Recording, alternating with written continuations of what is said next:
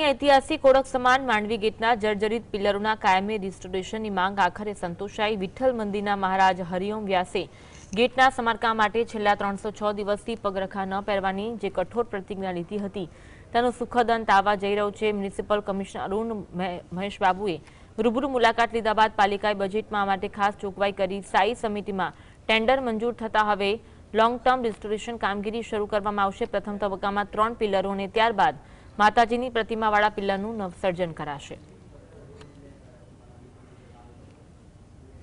યોગ્ય કામગીરી નહીં શરૂ થાય ત્યાં સુધી મારું તપ ચાલુ રહેશે। તો હજી કામગીરી શરૂ થઈ નથી।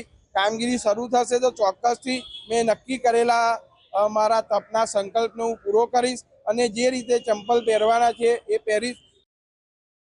ઘણા દિવસો પછી ટેન્ડરિંગ કરીને સ્ટેન્ડિંગ કમિટીમાં પાસ થયા પછી આનું જે લોંગ ટર્મ રેસ્ટોરેશનનું કામગીરી અત્યારે શરૂ કરવામાં આવ્યું છે। આજે અમે અને ટીમ વડોદરાના પદાધિકારીઓની તરફથી સ્ટેન્ડિંગ કમિટી ચેરમેન અમે ટીમ કામ વિઝિટ કરવા માટે આવેલા। આશા રાખીએ કે આવનારા દિવસોમાં જે 9 પિલર્સમાં 4 પિલરનું કામ પ્રમાણિકમાં કરીશું અને છેલ્લે જે મંદિરવાળો પિલર છે એના પણ કામગીરી